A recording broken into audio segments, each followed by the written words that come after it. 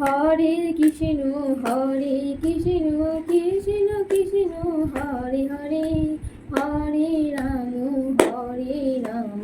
রাম রাম হরে হরে। সকালটা যদি কৃষ্ণ নাম দিয়ে শুরু হয় তাহলে সারা দিনটাই ভালো যায়। ভোর 5টা বেজে গেল, বৌমা কি এখনো ঘুম থেকে ওঠেনি নাকি? 8টা থেকে ভালো তিথি পড়েছে, আমার রাধা মাধবের পুজো শুরু হবে, পুজো জোগাড় করতে হবে। এখনো কি উঠলো না বৌমা? বৌমা, ও বৌমা, ভোর 5টা বেজে গেল, এখনো কি ওঠুনি? ও উঠে পড়েছো? তো যাও টান টান করে পুজোর জোগাড়টা করো। রাধা মাধবের পুজো চড়াতে হবে, 8টা থেকে ভালো তিথি পড়েছে। আবার তো পুজোর ভোগও বসাতে হবে। রান্না হচ্ছে আছে কি? কি বললে? বাসি কাপড়ে রান্নাঘরে ঢুকেছো? হ্যাঁ হ্যাঁ গো, আমাকে আবার সব গঙ্গা জলে মুছতে হবে গো।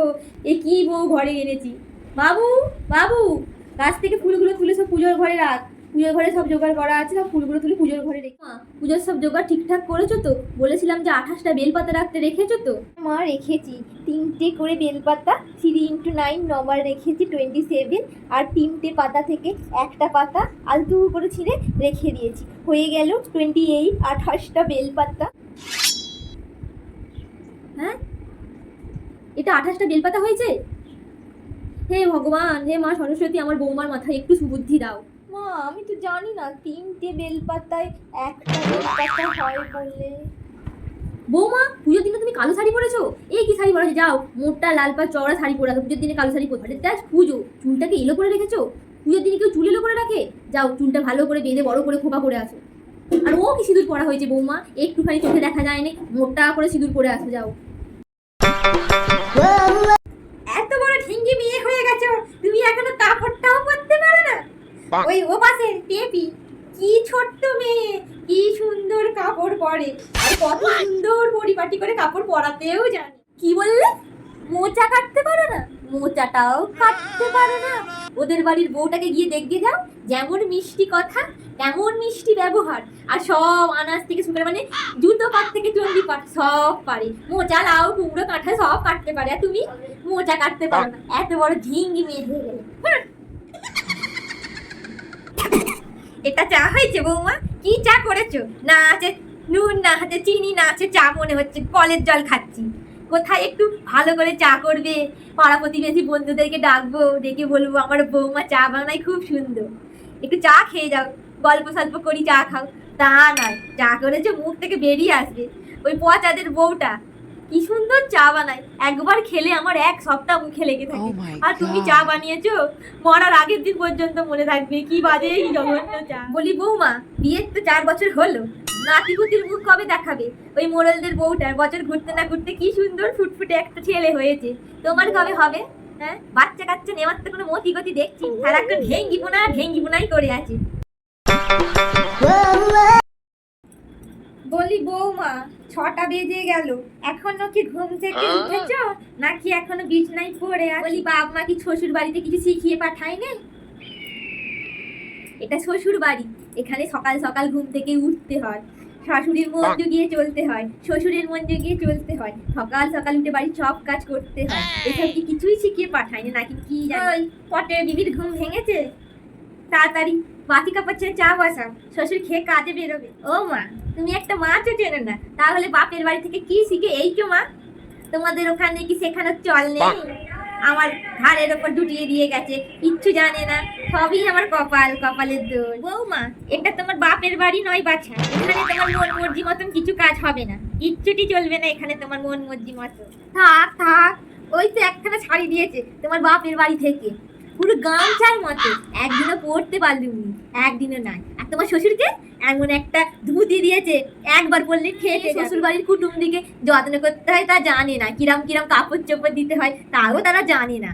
তোমার বাপের বাড়ি থেকে কি আয়রন না ইস্ত্রি দিয়েছিল? ওটা তো পরেই আছে, কোনো কাজে লাগে না। তোমার শ্বশুর ওই ধুতি পরে যায় কাজে একবার, আর বাবু তো আমাদের ইস্ত্রি করা জামা পরে না। আর আমি যে শাড়িটা 2-1বার ইস্ত্রি করে পরবো, এই যে গামছা কেউ ইস্ত্রি করে নাকি? বৌমা, এটা তোমার বাপের বাড়ি নয়, এখানে তোমার কথা চলবে না। মা, এটা তো আপনার বাড়ি নয় মা, তাহলে এখানে আপনার কথা কেন চলবে মা? কি বললে তুমি? বাপের বাড়ি থেকে এই শিখে এসেছো? তোমাকে তোমার বাপ মা তর্ক করা শিখিয়েছে, শাশুড়ির সাথে কিভাবে তর্ক করতে হয়? এত বড় কথা কি বললে আমাকে?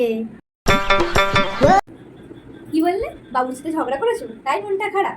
ও তুমি চিন্তা করো না, ফ্রিজে মটন রাখা আছে, মটন আর বাবুর পছন্দের বাসন্তী পোলাও বানিয়ে বাবুকে খাও, দেখবে বাবুর রাগ একদম গলে গেছে। তোমার শ্বশুরকে আমি তো ওই করেই হাত করেছি, ওরম করেই তো পটিয়েছি, এরকম করে ভালো মিষ্টি মিষ্টি কথা আর ভালো ভালো রান্না করে করে তোমার শ্বশুরকে হাতের মুঠোই করে রেখেছি। তুমিও তাই করো, দেখবে তাহলে আর বাবু একদম রাগ করে থাকবে। বৌমা, ও বৌমা, অনেক বেলা হয়ে গেছে, ওঠো মা। উঠুনি কেন মা এখনো? তোমার কি শরীরটা ভালো নয়? কই দেখি কি হয়েছে। ও আচ্ছা, শরীর ভালো নয়, ঠিক আছে তুমি শুয়ে থাকো, শুয়ে রেস্ট নাও, তোমাকে উঠতে হবে না, তুমি এখন রেস্ট নাও। আর দুপুরে রান্না আমিই করে নেবো, এই তো মাত্র দুজন, তুমি আর আমি। বাবু তো হোটেলে খেয়ে নেবে আর তোমার বাবাও ওই হোটেলেই খেয়ে নেবে বলেছে। তুমি শুয়ে থাকো, রেস্ট নাও, রেস্ট। বৌমা, এই নাও মা, এই ড্রেসটা আমি তোমার জন্য কিনেছি। এই ড্রেসটা আমি নিজে পছন্দ করেছি, এই পিঙ্ক কালারের টপটা কিরকম পছন্দ হয়েছে তুমি আমাকে পরে বলবে। হ্যাঁ, কি হয়েছে? তোমার ননদ তো পরে এরকম টপ, তুমি তো আমার মেয়েরই মতন, তুমি কেন পরবে না? সবসময় শাড়ি পরে থাকো, তুমি সব ধরনের সব কিছু পরবে, এখনকার মেয়ে তুমি, তুমি সব শাড়ি পরে থাকতে হবে না। বিয়ে হয়েছে বলে কি তুমি সবসময় শাড়ি পরিয়ে রাখবো? তুমি তো আমার ঘরের মেয়ের মতন মা, তুমি এই জামাটা পরবে, তোমার যা ইচ্ছা হয় তাই পরবে, jeans top, churidar, kurti, nightie, সব সব। হ্যাঁ গা বৌমা, তরকারিতে এত হলুদ কেন? লঙ্কা গুঁড়ো কি কম পড়েছে? দিতে পারোনি? এত হলুদ ভ্যাট ভেটে তরকারি করেছো, দাও একটু লঙ্কা গুঁড়ো দাও, রংটা ঠিক হবে তবে তরকারি, এটাও শেখুন।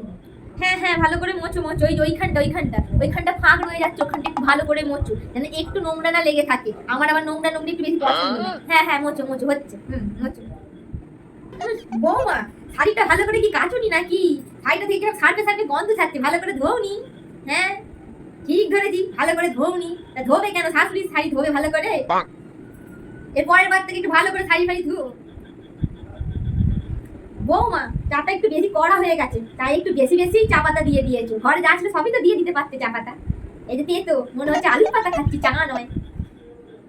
জীবনীটাতে কেমন ময়লা লেগে আছে দেখো তো দেখি, এত ময়লা লেগে আছে। Like comment subscribe.